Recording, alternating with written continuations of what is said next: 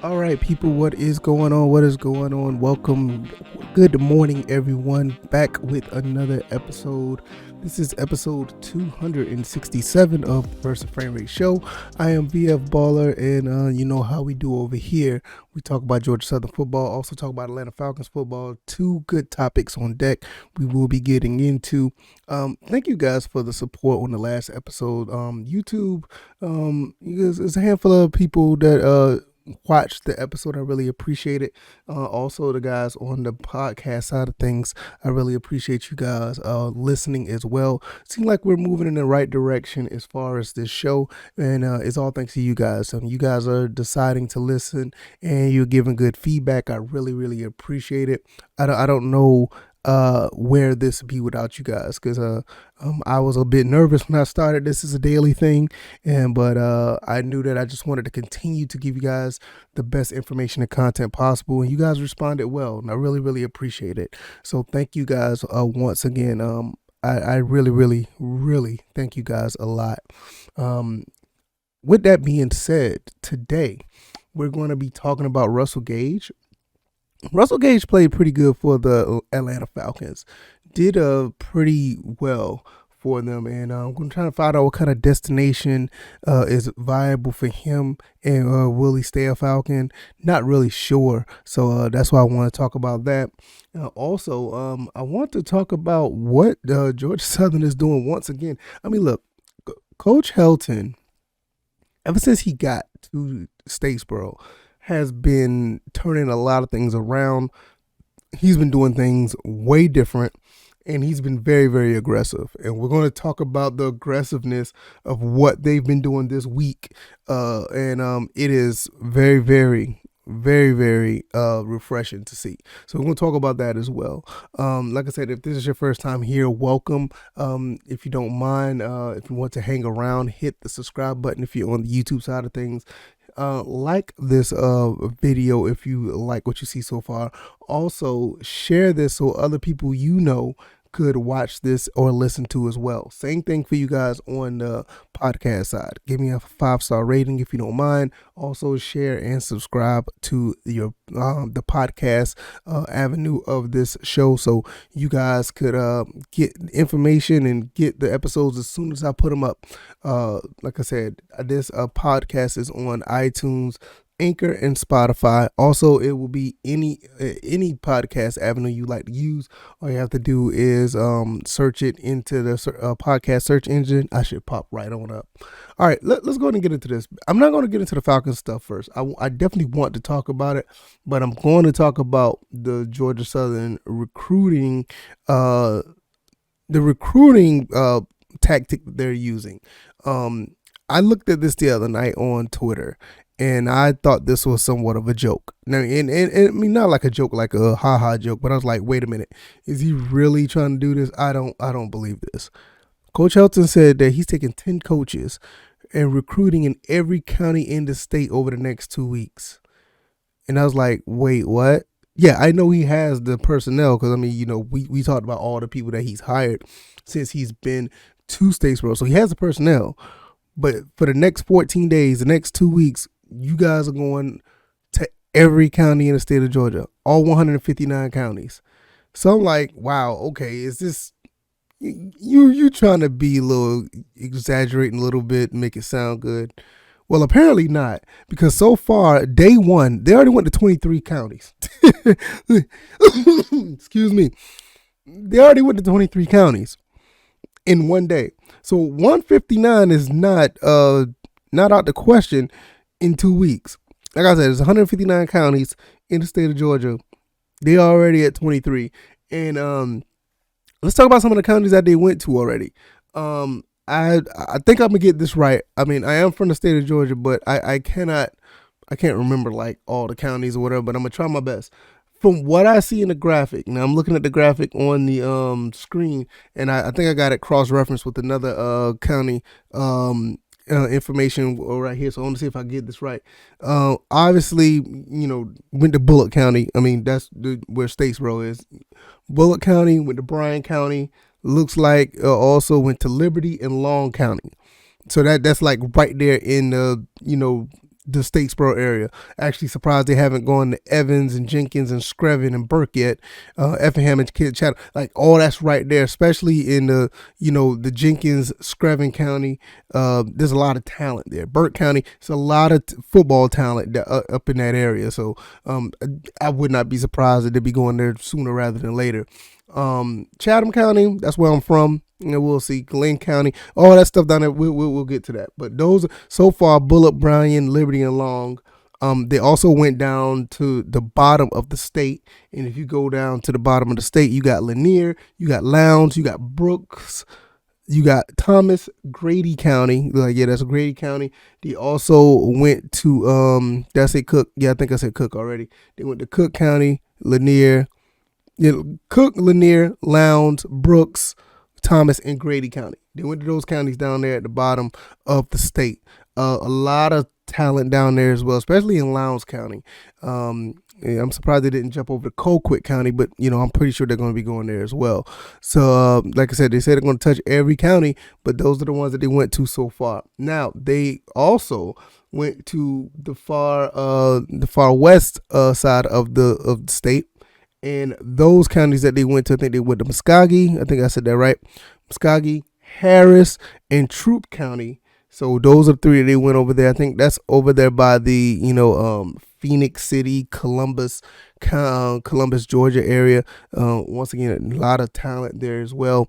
And not surprising, they went to the Atlanta area day one, and there's a lot of talent in the area. When you talk about the Kendall Vildors of the world, I think Caleb Hood I think that's Madonna, Georgia. I think that's up in that area as well. When you look up at all that stuff, all the area up there, that's where all that the really good talent is. So they went to Fulton County, so they started hitting New Fulton County. They went to Cobb, Douglas County, Carroll County.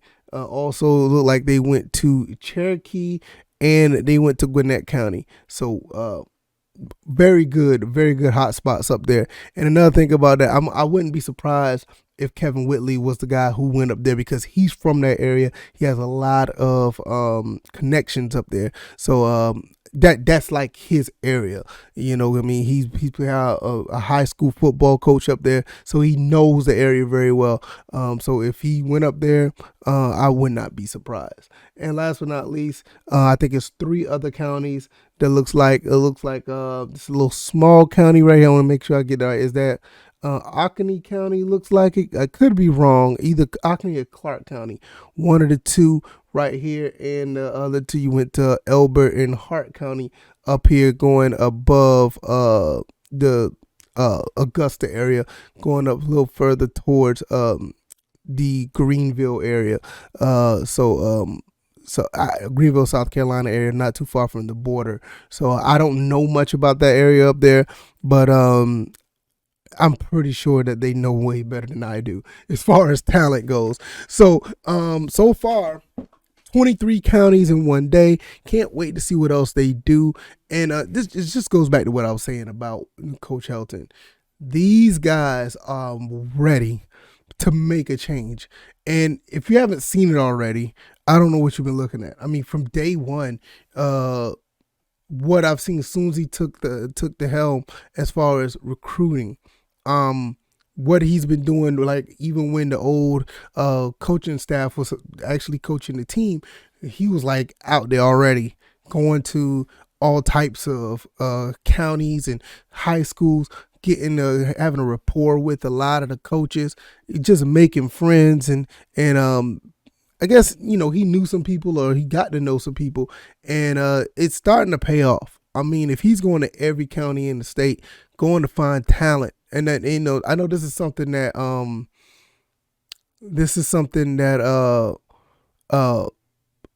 not really ideal when you look at every county, because you just don't know the football program in every county of the state. But that's a good way to find like diamonds in the rough, guys that nobody's looking at. You never know what type of player you may pull out of one of these counties. I mean, you don't know what's going on in Turner County, Ben Hill. Jeff Davis is that's a powerhouse. I mean, they be having really good football programs out there. I mean, when you look at a Talbot or Marion, Webster County. I mean, some of these counties that you don't really hear about. Like Bacon County, where's another good one? Madison, Franklin, Pickens, all of these counties that may have somebody who's like really good, but don't get the recognition because everybody's kind of focused on like the usual spots. So to hit every county, this is something that I don't think any other school in the state is doing. I don't. Now, will other schools follow suit? Probably so. There's already rumors out that Georgia State now is trying to offer scholarships to everybody that we offer scholarships to, and yeah, good luck with that. I will say this: Georgia State has done okay with their program. I will give them that. Now, I think with us, I think a lot of stuff is like a lot of self-inflicted problems. It's one of the reasons why we haven't been able to compete. I ain't gonna say compete. It's one of the reasons why we haven't been able to beat Georgia State handily like we should. Because you look at the type of offense we was running, the some of the coaches' decisions. A lot of the stuff was self-inflicted. I don't believe that Georgia State was necessarily a better team. I think there was a better coach team, but I don't think that talent-wise is pretty much the talent is pretty much on par. If not, we are better. And looking at the talent that we've recruited lately, to me, there's no comparison. Our recruiting class should be way better than theirs. And I don't think it's even close. So, I may sound a little biased, but I mean, I'm just looking at what's on paper. They got some good guys over there. I'm not trying to say they got a bunch of sorry dudes, but I just feel that with what we are building over here, I think the quarterback play alone got us, in a much better position than they are as far as positions and recruiting wise. I mean, we able to get Kyle Van Treese, Zach Roseman. We already had Cam Ransom. I just felt like we already have that. Their team is respectable. I will say that. But this Georgia Southern, Georgia State stuff, we're gonna talk about that at a later time. I just feel like we are on the up and up, and it goes to tell you that it is because ever since Coach Helton was hired, nobody's really talking much about Georgia Southern like that anymore. Like not even Appalachian State. You got some other schools that used to always talk down to us about how we ran our offense and how we ran the program. But ever since Coach Helton came, you don't really hear those rumblings no more. It's like this particular hire has put a lot of people in the Sun Belt on notice, and that's a good thing. That's a very good thing because Appalachian State is one of those schools that was like really on they're really on our behind about us getting better. The option game is a deadly offense. I mean, it when ran correctly is unstoppable. I totally believe that, but you don't have the personnel to run it. You see the results that we had. Those are the type of results. So what we have now, veteran quarterback, we got like 4 or 5 receivers that have been recruited. We got like 2 or 3 of them that are coming back. You got the running backs. These guys are going out doing something for 2023. I'm in hopes. The defense is coming back. I mean, we just talked about that yesterday with all those veterans coming back. This could be a really special season. I say this every day, but the more I look at it, like, man, we're going to be a problem once again, and that's a good thing. So, and if we keep recruiting like this and being aggressive like this could be something that's going on for years to come, going on over and over again. We'll see how this goes because this is going to be, I think it's going to be really special. It's going to be really special. So I can't wait to see. I can't wait to see 23 counties already. Can't wait to see what they do tomorrow. Maybe they'll hit another 23, 25, and that'll be up to 50. That means there'll be about 35, 34, 33 percent of the state. It'll be pretty cool. So we'll see how that plays out. If you like this content, go ahead and hit the like button, share this video or share this podcast with others. Subscribe to the YouTube channel or the podcast avenue if you haven't already. I am really, really excited to continue to give this content to you guys. You guys are amazing. And you guys help this go. Without you guys, for the most part, I already be like talking to myself anyway when I do this podcast, but I'll literally be talking to myself. Thank you everybody that's in the comment section, always giving me feedback. You guys are great. Thank you guys on Twitter. If you want to follow me on Twitter, that is at VF V as in violin, F as in Frank Baller. You can go ahead and follow me over there on Twitter. I'm always posting stuff about Georgia Southern football or whatever the case may be. Or Atlanta Falcons football. And let's talk about Atlanta Falcons football. Russell Gage. What can you say about Russell Gage? He's undrafted. He is an unrestricted free agent at the end of the year. Don't know what's going to happen with this guy. I mean, he's done a very good job of living up to his contract, because in the last year of his contract, he was getting a base salary of $2.1 million. And based on the situation he was in, he lived up to it. I mean, I don't know what else you could say about him, because he was in a situation where that he had to try to be the number one receiver. He had to be number one receiver, and I think he did a pretty good job of doing so, because thrown into a situation where Calvin Ridley did what he did. He had to step away for the season. He ended up getting 66 receptions for 770 yards and 4 touchdowns. He dropped 2 fumbles. He could have done better than that. But for the most part, I think he stepped up and did the best that he could. He only played 14 games. The year before that, he had 72 receptions for 786. So it's pretty much around the same amount of numbers. But with him being but in 2020, he was basically the slot guy. So he did pretty good in the slot.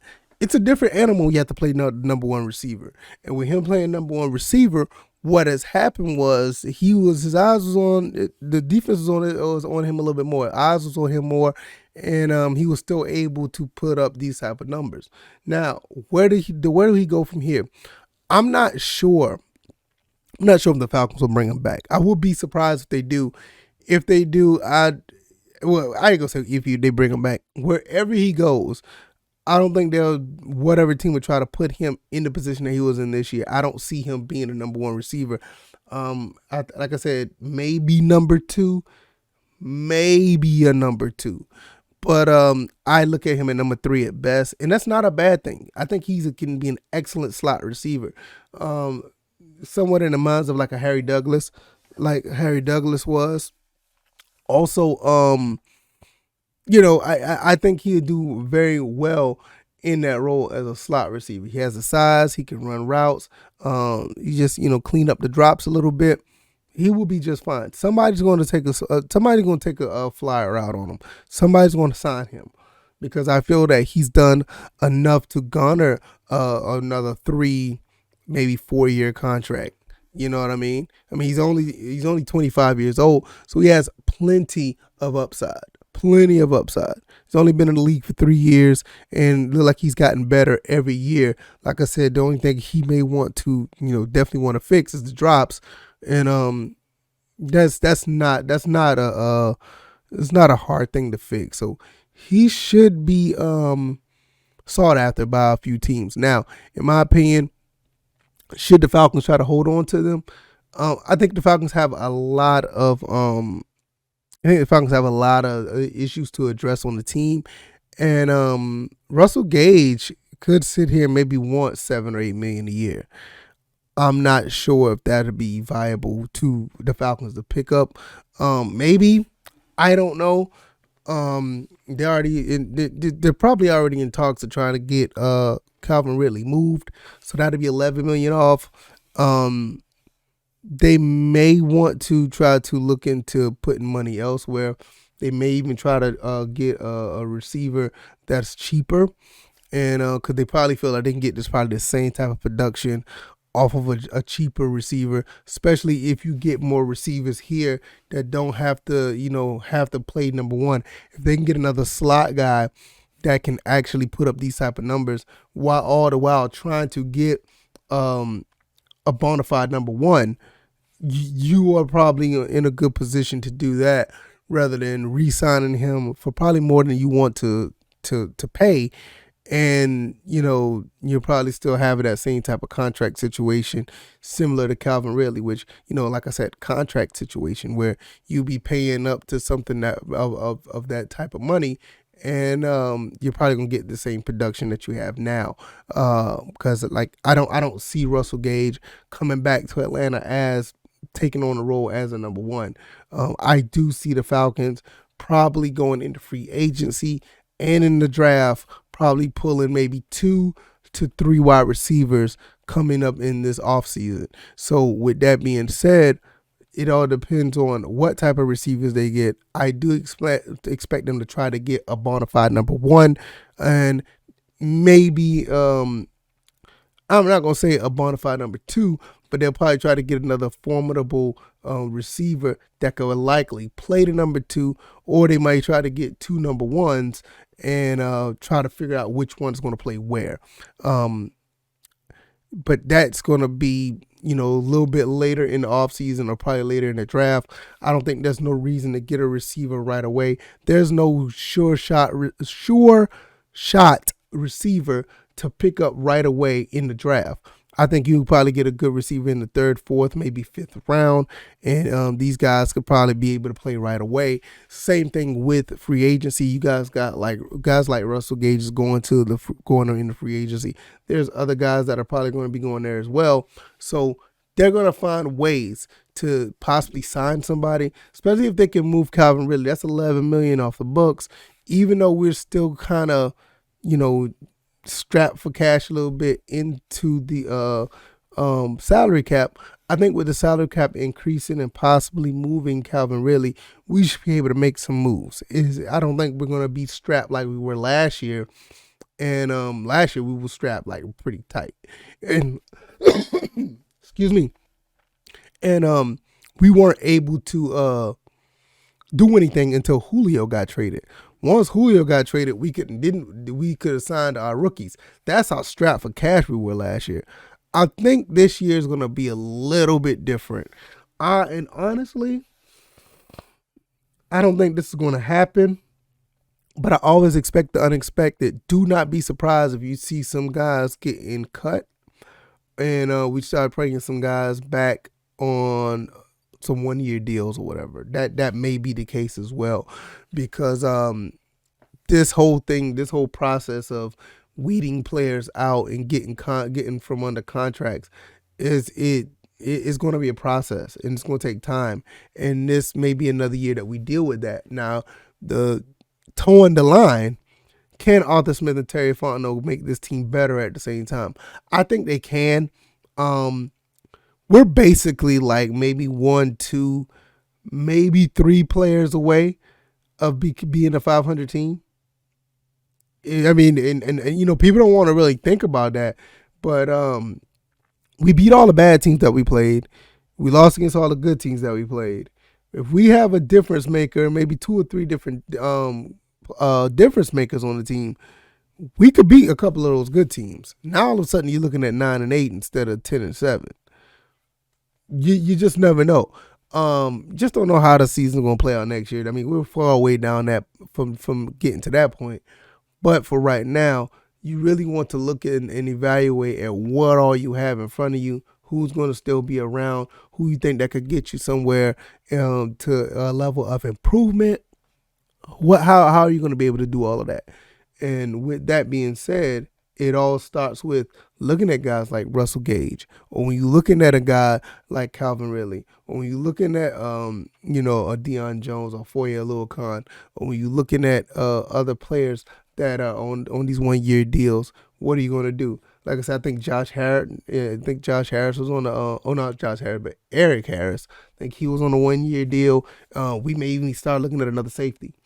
I think we can probably start looking at another defensive back, looking at some more receivers because we really don't have many receivers. So it's so much to look around with. That's why I was like, is it even viable to bring Russell Gage back?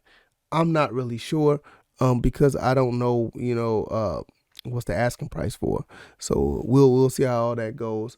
I'm going to be really interested to see how that plays out as far as bringing some guys in that actually want to be able to push this team to the next level. Because we only won 7-10 last year, which is actually surprising knowing everything that we know now. I mean, I think this team should have been 4-13 or something like that. But Coach Smith got the guys to win some games, and with more and better personnel, we'll see what we can do. But it all takes one day, 1 week at a time, and see how things play out as far as free agency, the draft, and all this other stuff. So we'll see how that goes. All right, guys, that's going to close out another episode of the First and Frame Rate Show. I am VF Baller. If you like this episode, and if you made it this far, I thank you. I appreciate you for making it this far. I try my best to put out the best content possible. At the same time, I want to put out the best information possible. Today we talked about Georgia Southern Coach Helton. Georgia Southern Coach Helton going to all these counties, trying to find talent to make Georgia Southern football better. Also, we talked about Russell Gage as far as how well he's played this year and what's his possible next destination. I don't know. I really don't know. I don't even know what the market is for him, but I'm not sure if the Falcons will bring him back because of the money situation, but we'll see. All right, y'all. I am going to get up out of here. You guys take it easy. You guys be blessed. I will see you guys on the next one. Have a great morning. See you guys then. All right, y'all. Peace.